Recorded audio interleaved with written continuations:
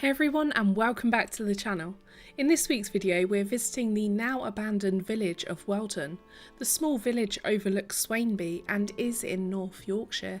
In particular, in our visit today we enjoy and explore at both the old church and the medieval castle of Whorlton, so why not join us as we explore. The village of Whorlton is located right on the edge of the North York moors, near Swainby and North Allerton. The ghost town was once a humble place to live, complete with its own castle, church and graveyard, but today the place is nothing but crumbling remains, and there's a pretty dark reason as to why. According to history buffs, many of Whorlton's residents perished at the hands of the Black Death, while it's assumed others fled in a bid to survive the epidemic. As a result, by 1343, the once beautiful Whorlton church had become a ruin, leading to its eventual breakdown and ruinous appearance that can still be seen to this day.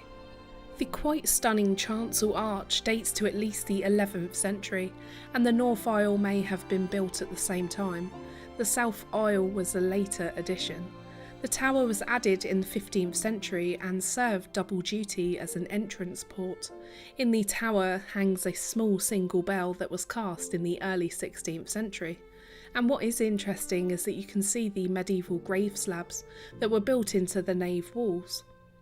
The highlight of the church is the 14th century wooden effigy in the chancel.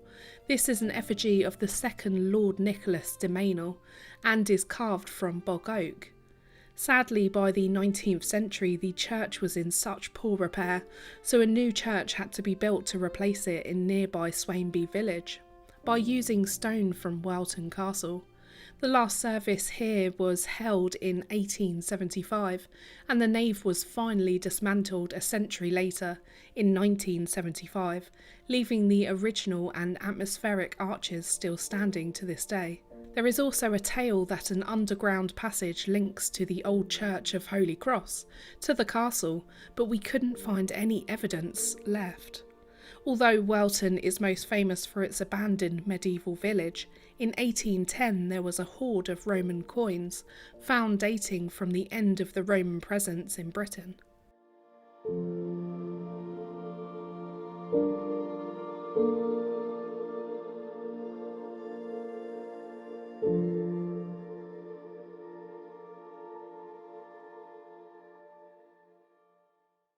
After a short visit to the quiet and eerie church, we wander 2 minutes down the road to Whorlton Castle. It's a ruined 14th century tower house on the site of a Norman motte-and-bailey fortification, built on the spur of the Cleveland Hills. Now only the castle gatehouse and the vaulted undercroft of the tower house remain. The castle is perched upon a small hill, providing views out across the Tees Valley.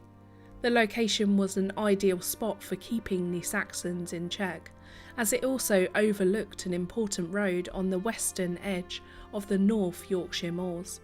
This vantage point must have been very beneficial in times past, because it provides wide views over the surrounding countryside, which was ideal for raising early alerts of impending raids.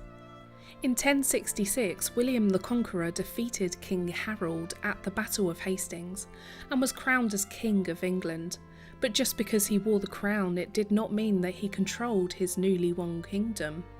The north of England rose in rebellion against the Normans, and William responded with utter ruthlessness, in what became known as the Harrying of the North. He cut a swathe of destruction across the north, burning crops and destroying villages, leaving the inhabitants at least temporarily cowed. But William wanted more than a temporary peace, he just wanted control. To ensure that he could keep the inhabitants under his thumb, William built and encouraged his barons to build a series of castles across Yorkshire and the north. One of these castles was built at Whorlton, near Swainby, and on the northwestern fringe of the North York moors. At the time of the conquest, Whorlton had been owned by Gospatrick, the Earl of Northumbria, but the Earl supported Edgar and revolted against the Normans. As a result, William deprived Gospatrick of the earldom and gave his estates to Robert, the Count of Mortain. From Mortain it passed to Robert de Meynell, and it was more than likely he who built the first castle at Whorlton, possibly reusing the site of an earlier fort built by the Brigantes trade at the time of the Roman invasions. That first castle was a rudimentary motte-and-bailey earthwork topped by a timber palisade. It occupied Castle Bank, a spur of the Cleveland Hills, and one very unusual feature is that the motte was square rather than the more typical oval shape. The bailey was rectangular. The 11th century castle passed to Lord Darcy of Nath in 1343.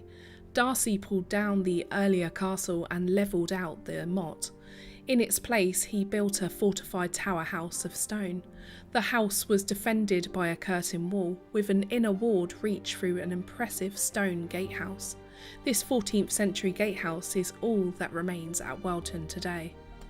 Later in 1418, Sir James Strangeways took possession of Whorlton through marriage to Elizabeth Darcy. The Strangeways held the estate until 1541, when the powerful de Acre family claimed that Strangeway estates as a whole should be theirs. The case dragged on through the courts until Henry VIII took the hand personally, by seizing control of Whorlton for himself, but he then granted the castle to Matthew, the Earl of Lennox, in 1544. It was possibly from Whorlton Castle that Lady Margaret Douglas, the Countess of Lennox, wrote to her niece Mary, the Queen of Scots, in 1561 to propose a marriage between Mary and her son Henry, Stuart the Lord Darnley. But by the 17th century, the medieval tower house was once more in royal hands, but it was allowed to lapse into a state of poor repair. The small house was erected within the castle grounds. This house was in use for a century, but when the Bruce family took ownership, they pulled down the castle and the later house and used the stone as building material for some other projects. More stone was removed in 1875 to help build the parish church in nearby Swainby village. The gatehouse stands about 20 metres east of the tower house ruins, and the best feature of the remaining stonework are a vaulted undercroft of the tower house, which is built of sandstone ashlar. Its other remarkable feature is the magnificent 4 coat of arms that are carved into the stonework. These belong to 3 families, the Meynells, the Darcys, and the Greys, with the 4th one above these with an arrow running through, depicting the union of the Meynell and the Darcy families. These can be seen before you enter inside the gatehouse doors. The vaulted undercrofts feature some nicely pointed 14th century windows, and you can see a staircase with an arched doorway on the west side of the house. Atop of one of the undercrofts is a very peculiar structure looking like a stone cistern. The now roofless and floorless shell is the main surviving relic of the castle. It was once 3 stories high, but none of the interior walls or floors survive. The entrances would have been blocked by portcullises made of wood or metal that could be raised or lowered by winches set into the gatehouse walls. The grooves for the portcullises are still visible today. The castle's keep was located around 22 metres west from the other end of the bailey, where only fragments of the vaulted cellars and the undercroft survive. You can easily make out the earthworks, especially east of the castle, where you can see fish ponds and the park. I think something to remember when visiting is to take care when exploring these ruins. The site is completely abandoned and is not maintained at all, and there is always a risk of falling masonry, especially when climbing up to the tops of the gatehouse, let alone the sheer amounts of rubbish left by vandals. But it still is an interesting visit and one worth venturing to, especially if you're in North Yorkshire. So we really hope that you've enjoyed our visit to both the church and the castle here at Whorlton. If you did, please be sure to hit that like button, click the notification bell so you'll never miss a video, and consider subscribing to the channel or supporting us here as channel members, or over on our Patreon to become part of the PIN family. We want to say a big thank you to our supporters. We appreciate you. So we'll see you on the next one. Till next time.